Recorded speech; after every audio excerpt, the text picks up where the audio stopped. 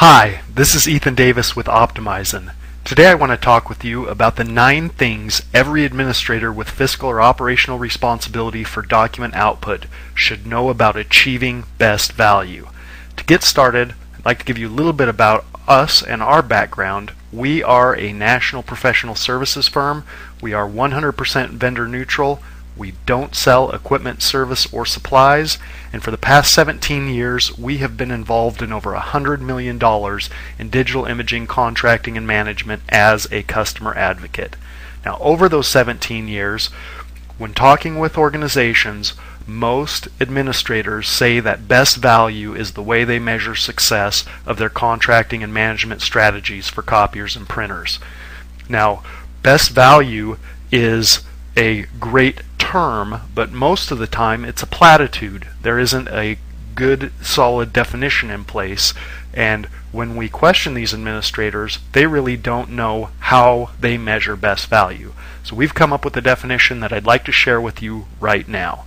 Best value for copying and printing document output systems is the correct balance of cost, performance, and risk for your organization. Getting a contract in place with the best costs, lowest costs I should say, with the best performance and the least amount of risk is best value. So how do you achieve best value? Well, today I want to walk you through each of the components of best value and give you the 9 things that can help you achieve best value. To achieve lowest cost, first you need to know exactly what you need. This needs to happen at the device level, at the operational level, and at the strategic level. This is done through assessments, doing complete and objective assessments. Once you know what you need to format those needs and put them through a competitive bidding process with suppliers.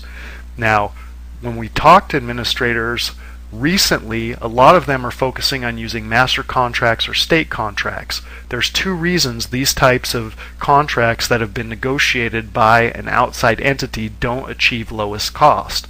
The first reason is that these contracts are not specific to your organization's needs. They are general and in scope, and when they're used, they cause most organizations to either overbuy or underbuy equipment. Both of those methods will cause higher. Second reason is that these contracts are not adjusted as fast as the market is changing. The current economic situation, I know it's a taboo subject, things are getting better, but still manufacturers have adjusted their pricing to match the economy, and over the past couple months we have seen incredible pricing on equipment and service. Now, we haven't seen any contracts yet, any of these master state contracts that have been adjusted to be in line with what manufacturers are doing. The third way to achieve lowest cost, third tip, is to pay attention after the fact. What looks good on paper, what you calculate out, may be a good cost when you implement the equipment, but as you move forward, year 2, year 3, chances are that what you're actually paying does not match what you thought you were going to be paying. To achieve best performance, you need to set expectations. These expectations need to be set around equipment performance and supplier performance. Once you have those expectations set, you need to make sure that those quality levels are part of your bid. You do this with an RFQ as opposed to an RFI or an RFP. In the request for quote, you can set quality levels. Another good thing about the RFQ is that you can actually make the vendor responses legally binding, and we'll talk about that a little bit in the contracting process. Next, you need to establish repercussions for non-delivery.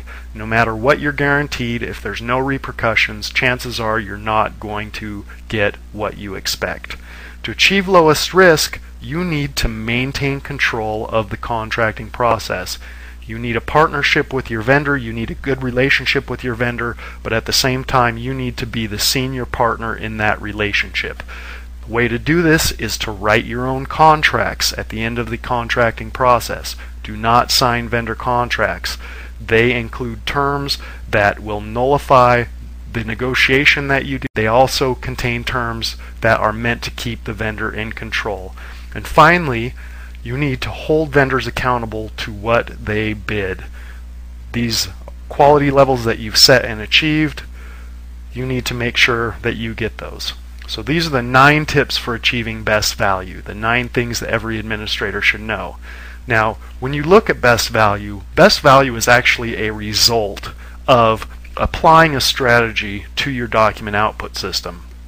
A strategy is, of course, a set of practices or processes that, when implemented correctly, deliver the goal, which should be best value.